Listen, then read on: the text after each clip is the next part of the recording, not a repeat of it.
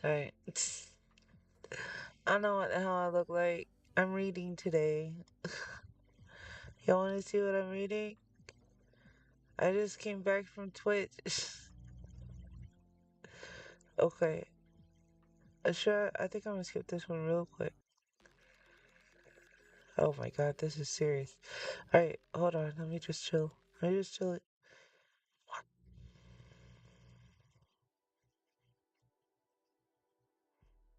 Okay. So, I was in the middle of reading. Anybody wants to check it out? Okay. So, you guys want to see my books real quick? Okay, we have this one's just one I want to get to. Um, this is probably the one I want to read last. This is probably the one that is specifically Christian and not anything else.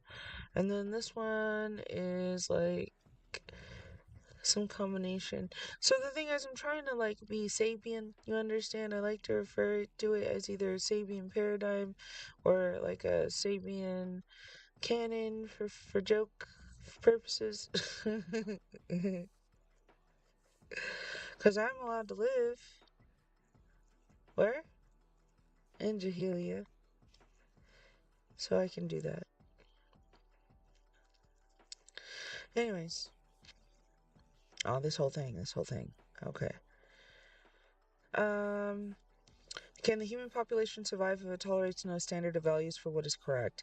Can we tolerate the concept of absolute values without thinking of our freedom as being usurped?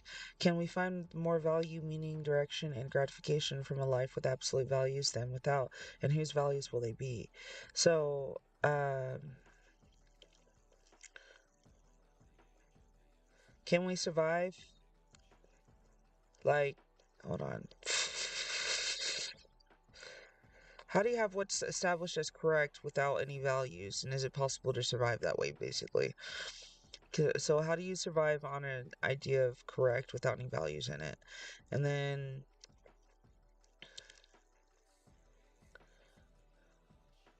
how can you allow the idea of like an absolute statement, similar to like an ultimatum? How do you tolerate that? How do you let that in? How do you accept an ultimatum without also assuming that your freedom has been lost? Um, and then can you find an absolute value which gives value, meaning, direction, and gratification?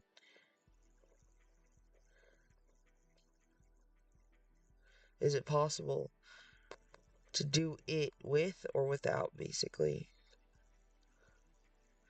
And then lastly, whoever makes those absolutes and whoever makes those ultimatums, who's going to do that? Who's going to establish those values? So it goes on. If the values are not God derived, if they come from fads and favorites, these days single motherhood is choice idealized.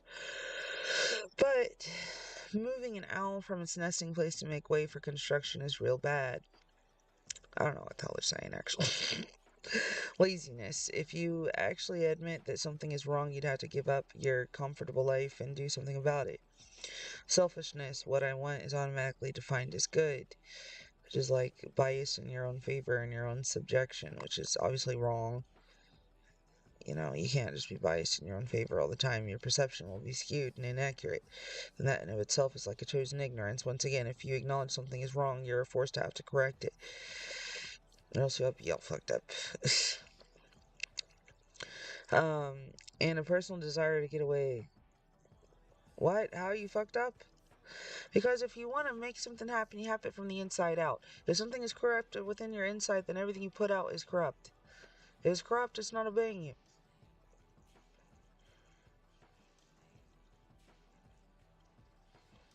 By the way, did we just talk about who the fuck makes absolute statements? I never claimed that. I never claimed to make absolute statements.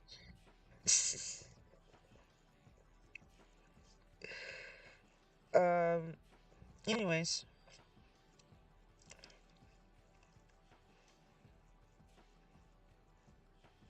I don't think I ever did. Did I ever make an absolute statement?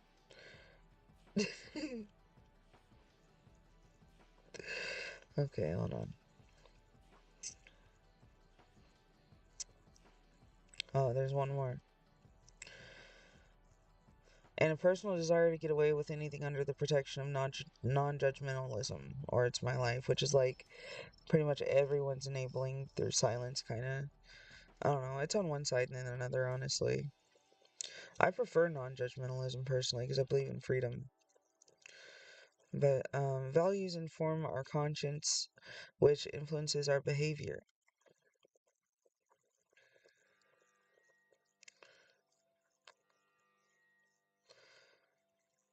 Our behaviors determine the quality of our lives and the meaningfulness of our personal contribution to others, to life, and to history.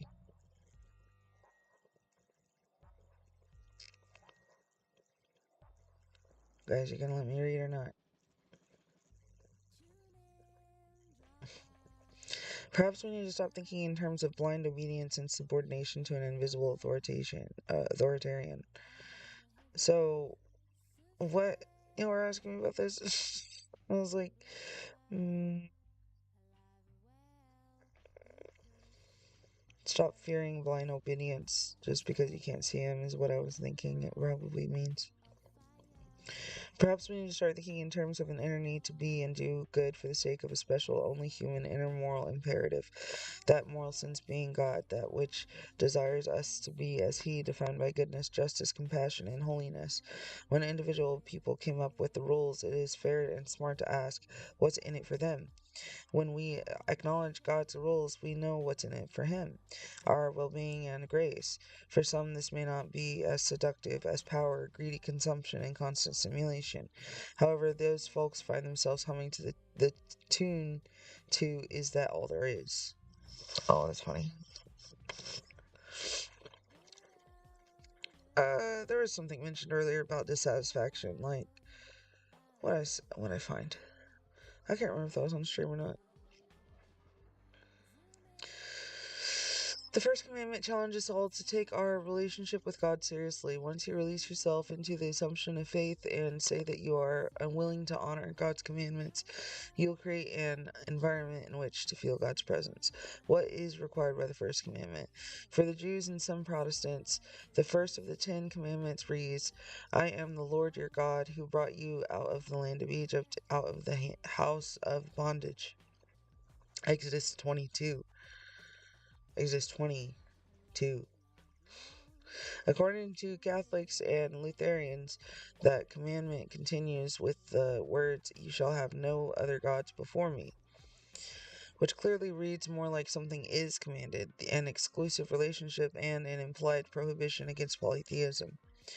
For Jewish and Protestant traditions for which those words appear as the second commandment, what is being commanded by this apparent statement? To understand the answer to what is being decreed by I am the Lord your God, one has to recognize that this is a statement, not a thou shalt / not standard form for a commandment.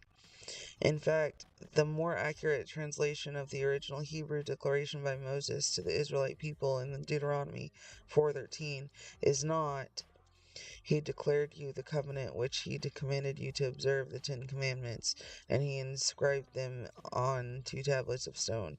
The correct interpretation of Aseret Hedavarim is not commandments, but sayings or declarations. Moses reiterates that God has commanded obedience to 10 particular statements. In this context, the 10 sayings, which we will continue to refer to as the 10 commandments, are the 10 essential statements of faith or life given by God at Mount Sinai. It wouldn't make sense for God to command belief that I am the Lord your God, because if you didn't already acknowledge, oh, I'm sorry. It wouldn't make sense for God to command belief that I am the Lord your God, because if you didn't already accept God as divine, then God wouldn't have the authority to command anything After the Israelite people's miraculous redemption from Egyptian bondage, there was a profound basis. Did you want that? It says there's, well, this is Quran. It says there's no compulsion in religion. But you're not one to play ignorant either, in the end.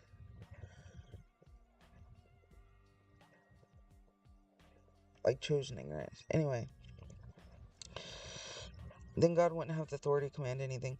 After the Israelite people's miraculous redemption from Egyptian bondage, there was a profound basis. I'd love to memorize it. I don't typically memorize numbers of ayah. After the Israelite people's miraculous redemption from Egyptian bondage, there was a profound basis for their respect and gratitude, motivating their acceptance of covenant, or a special bond and relationship with God. The first commandment lays down the authority of the one God more than commanding belief in one God. Without establishing the authority of God, the subsequent commandments become suggestions or folkways rather than commandments.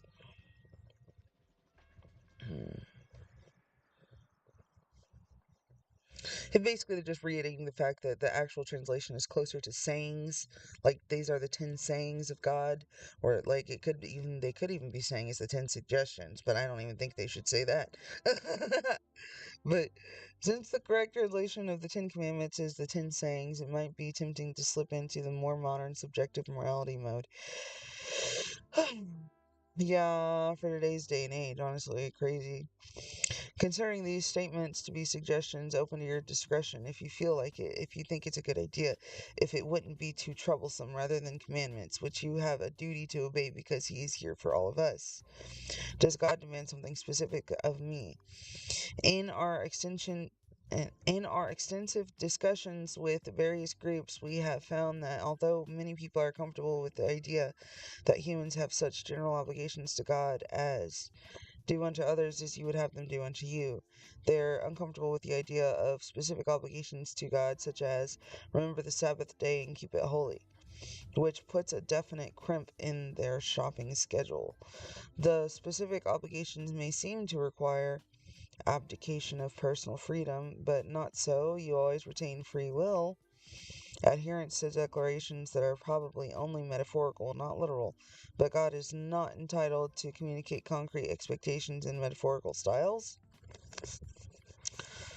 Acceptance of an anachronistic philosophy or way of life, but the power of traditional ways and mores is that they have stood the test of time. Abandonment of personal will or power, but tapping into God's grace is the way humans have to generate and focus their potential to cope and do what's right. Acquiescence of intellect to ancient mysticism, but imagining one's own intellect as the ultimate possible intelligence and power is supreme arrogance. I agree. Hell, I can't keep up with these. That's the only one I got. Look at this. Man, it's all fucking inundated.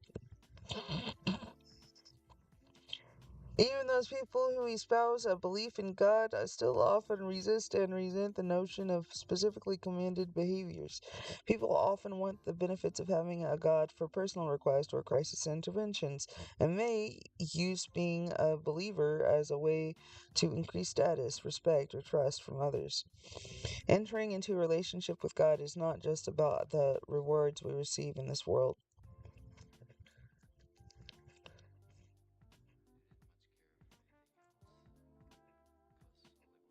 I don't know, guys. I'm not very materialistic. I get it, because the idea is that you're supposed to like do good deeds to get reward, or you get good, rewards out of doing good deeds.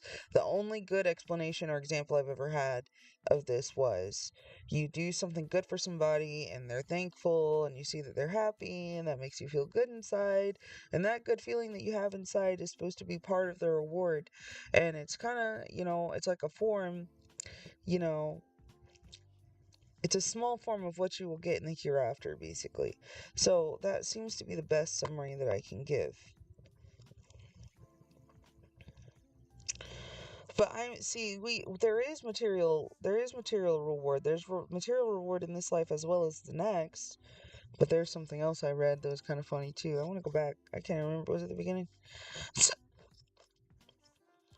Entering into a relationship with God is not just about the rewards we receive in this world or the next, but rather how we show God that we are serious about our relationship with Him.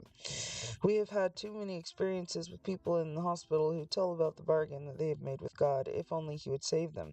I promise to give money to this synagogue, or I promise to keep more commandments, are common prayerful promises I hear mumbled by those whose futures are uncertain. We see the pain on their faces and sense their fear and are saddened when such prayers are the only time these people speak to God. Because their relationship with God has not been developed, they are too busy asking for miracles, when a long standing relationship with God could have provided the comfort and strength necessary to deal with their illness and their fears. Basically, it's like they're asking too late, is what they're saying. I don't understand that either, because they say you're supposed to get tested. Like, okay, you're having a good time, and then all of a sudden that you had that good thing that you had, God takes it away, or you fuck up somehow, and then you're like, oh, now I know I'm wrong. Now I need God to help. Let me go repent real quick, and I'll be back in a little bit. What?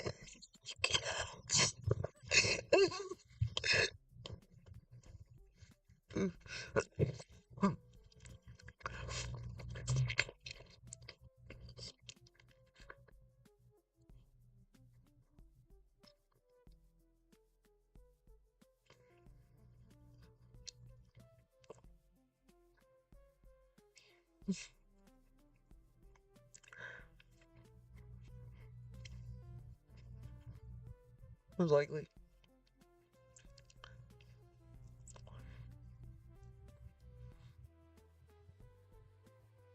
Sounds nice.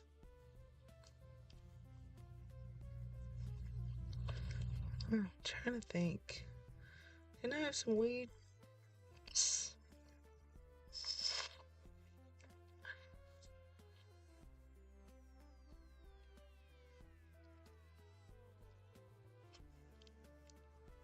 God dang it. I can't deal. I just had a whole joint. There it is. Good God.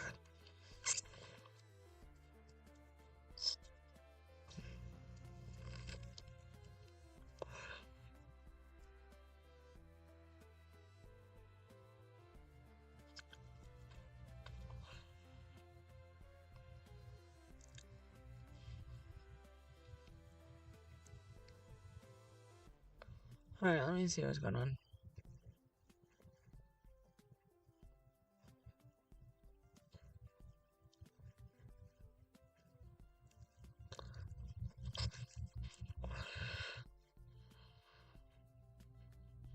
Let me see. Fuck.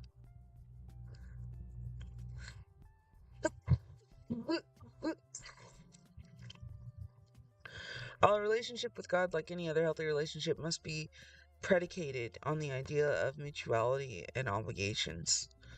Let's just put predicated. How do we know what God wants from us specifically?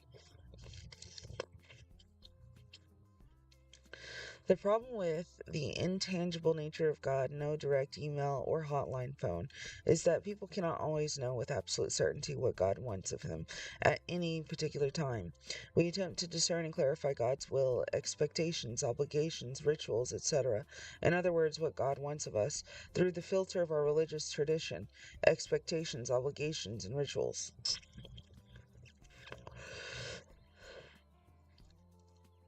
Uh,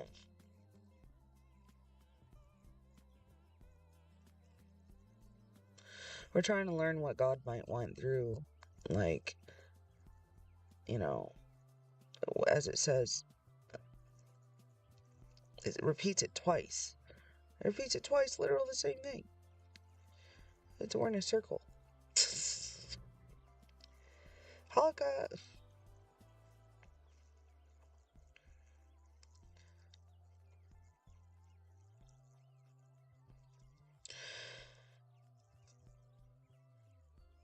It's a circle in which you discuss things.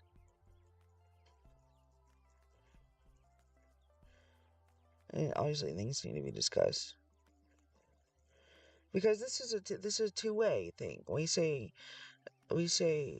Okay, sorry, my visualization is totally weird because I don't think that, is that right? If God, if like, say Nor is in the middle, and then you go over here, and then that comes back, and then over here, and that comes back.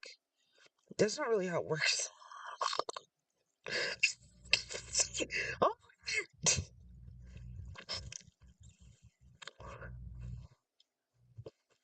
goodness. One of my listeners, Pat from San Diego, California, wrote the following passage, which describes a relationship with God. Excuse me. I see God in everything every day. I believe He is in all of us all the time. All we have to do is learn to hear, feel, and pay attention to what and where God is leading us through our daily lives. It is true that God is love, but love is a verb and that it requires us to show action. God does not exist for us if we are not open to His love by showing others love. We can choose at any point. That's the word choice again, to turn away from God or not to pay attention to His calling or existence in our lives. That is why so many people believe that God does not exist. They mistake power for God's presence. He is usually not that blunt. If you want to hear and feel and come to understand His call, you must first be in the right frame of mind and still enough to hear His voice. Hmm. There's a thing, like, where they say, like, we feel like God is inside of all of us. The only parallel I can think of is Stardust. Like, but then you're looking at the difference between, like, the universe and God Himself, or, like, Big Brain. Big Bang. Yeah. Big Bang. Like, what's the difference between Big Bang and God? And the only distinction that we have is a difference between creator and creation. So I'm saying that's about as close as I can get in proximity. How do I love thee? In our struggle to understand a relationship with God, we often turn to the more familiar relationship forms. The first obvious example is the model of husband and wife. One can view the Ten Commandments as the prenuptial agreement that stipulates the obligations we have to God. Commitment is demonstrated through action. Marriage is more than a verbal commitment made during this wedding ceremony. It is more than a piece of paper, it is a sacred covenant. The response, but I don't feel like it, is no longer acceptable because we have marital responsibilities and obligations. Love must be seen as a verb, and as a verb, it requires action. Quote, therefore love is the fulfilling of the law, unquote. Romans 13:10. As Pastor Bill Miller, Caney Orthodox Presbyterian Church, California, wrote to us, the person who says that he doesn't need the Ten Commandments is silly, because if he says, all I need to do is love God, how does he know what to do unless God tells him? I would like to see a guy try that logic successfully on his wife. If I truly love my wife, she will tell me how to love her in any way she wants to be loved. I am not smart enough to make it up as I go along. I'm tripped. I thought I was going to say it the other way. How can we know and trust in the love espoused by the lips if the actions do not prove and perfect the words? The commandments are the precepts of love. Words are not enough. Wherefore by their fruits ye shall know them. Wherefore art thou Romeo? That says why. Why must thou be called to Romeo? So why by their fruits will you know them? I don't know for sure.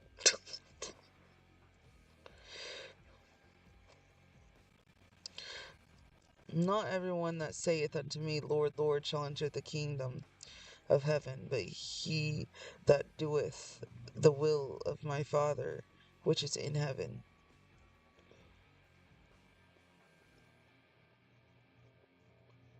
Why is it? Yeah, why is it they will know them by the fruits of their labor?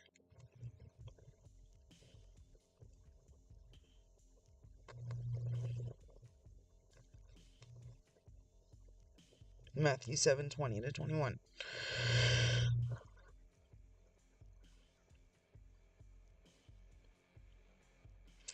To achieve a holy life is a common goal of Judaism and Christianity.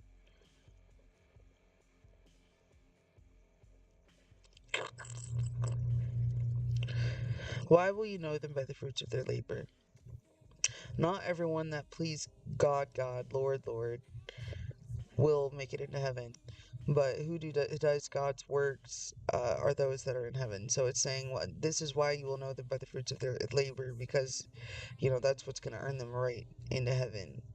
Like, and that's another implication over here, because it's talking about your rewards thereafter. So, because everyone's is different. But the couples are raised to like an equal status. To achieve a holy life is a common goal of Judaism and Christianity. But what is a holy life? The Hebrew word for holy in the Bible is kadosh. It means to set aside. Yes, it's true. It's from Islam. It means to set aside something. No, no, I know kadosh is from Bible. It says Hebrew. It says holy. Holy kadosh. It means to set aside something for a special purpose directed toward God. When a union between a man and a woman is endowed with a godly purpose, it becomes holy matrimony, as opposed to shacking up or getting some. When we fulfill God's will through action, we engage in a holy act. When we live each day conscious of the fact that we are one of the ways in which God brings goodness and righteousness into the world, we become holy vehicles. For those who would cherry pick through the laws of the Holy Scriptures by deciding what works for them, what seems relevant today, or what is convenient and comfortable, there is the temptation to categorize the laws simplistically. One might attempt to simplify the laws as a prelude to their dismissal. Even the most seemingly archaic of laws, as in the Jewish kosher law of not mixing milk with meat or wearing clothes that mix flax and wool. Oh, I wonder where that would be. It's a big thing in America to mix milk and meat. Like, I think it's cancerous, though. Alright, let me read this. Even the most seemingly archaic laws is God's recipe for holiness, the moral perfection of human beings. Oh, God.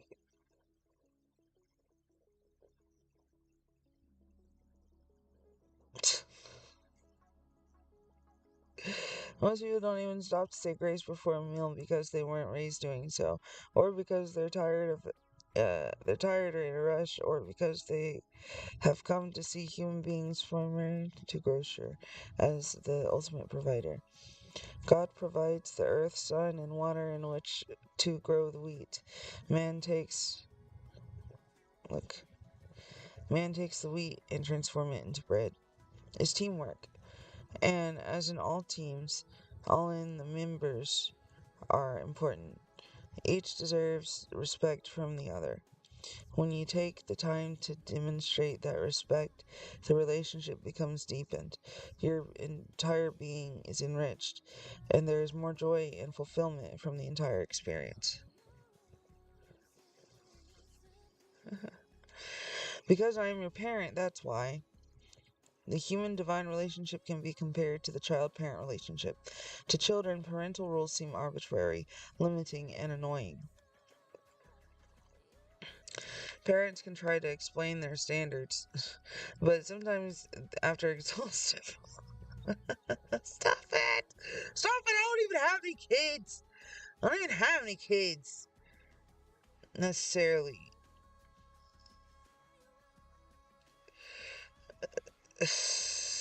To children, parental rules seem arbitrary, limiting, and annoying. Parents can try to explain their standards, but sometimes, after exhaustive wrangling, the parent must decide to impose the highest of all reasons, their own first commandment, which is essentially, because I am the parent who brought you into this world, pays all your bills, and wipes your nose, and till God takes you or me back, I am the Lord your God. In that simple statement, authority is established. Parental rules are binding because if they are given by the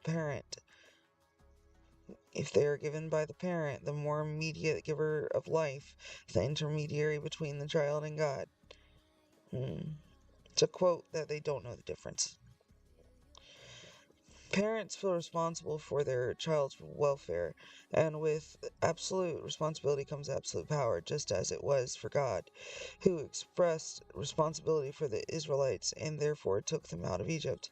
I have now heard the moaning of the Israelites because the Egyptians are holding them in bondage, and I have remembered my covenant. I don't want to get into it.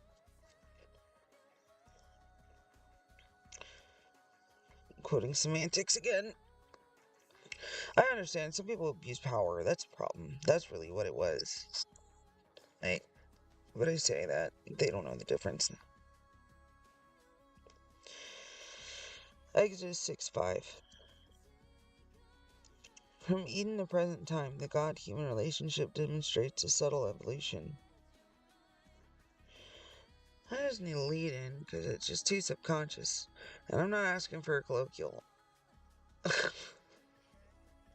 Like, from Eden to present time, the God-human relationship demonstrates a subtle evolution, if not in power, then in responsibility.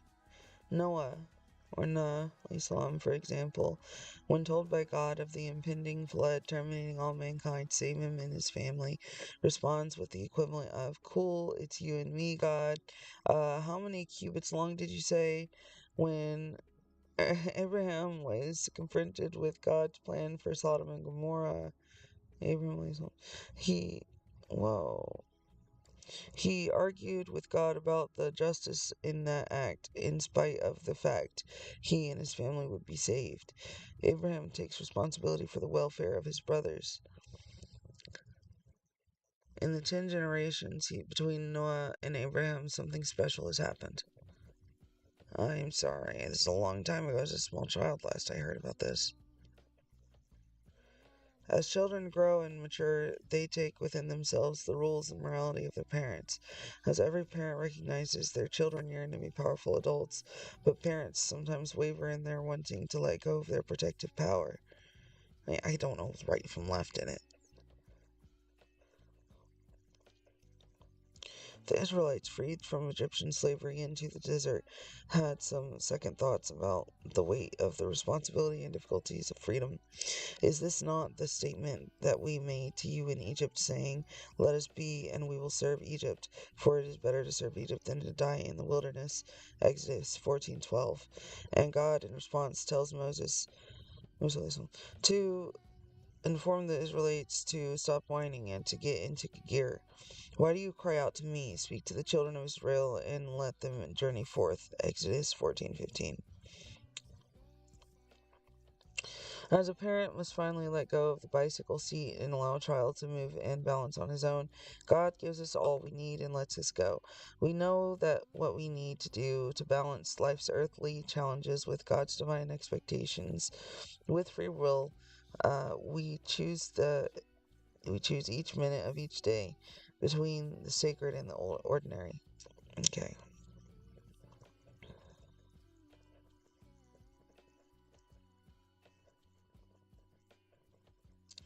We're talking about earthly challenges. You're talking about the issues of this earth. Like 6. God's divine expectations. He's not on this earth. He's all the way up there above the 7 heavens. So we're saying, how do we balance these two forces, essentially? Because we have a force that's grounding us in the earth. We can't leave. And then we have a force that's saying, you have to do this. And then on top of that, you're not even fucking conscious of the fact of that, because really, you're in between, and with your free will, you're in between the sacred and the ordinary, which is mundanity versus extraordinary, like the mundane, like regular, ordinary, everyday stuff that's repetitive and boring, like NPC stuff. No fun, no fun. I'm the escapist. Peter Pan all the way. Double rainbow all the way across the sky.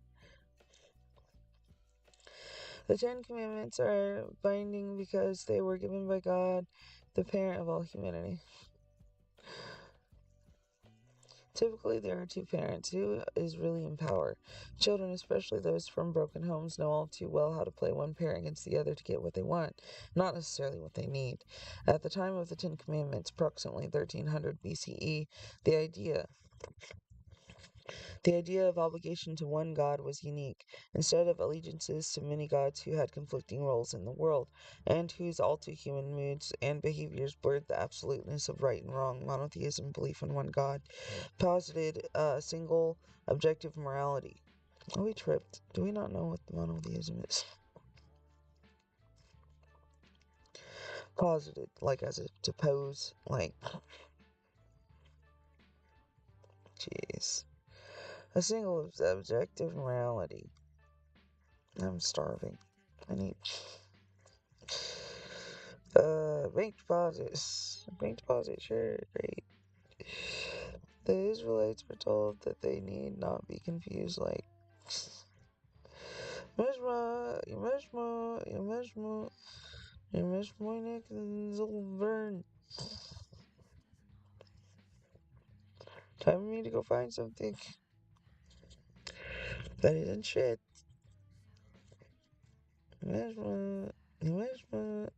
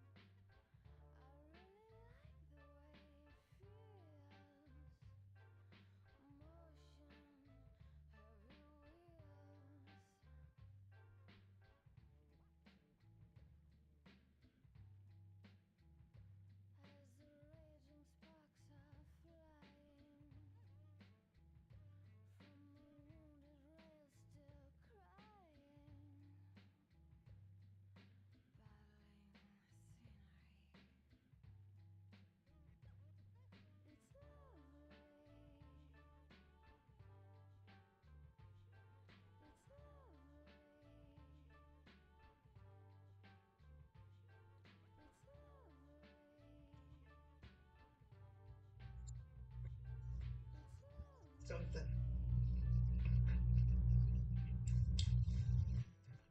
Maybe,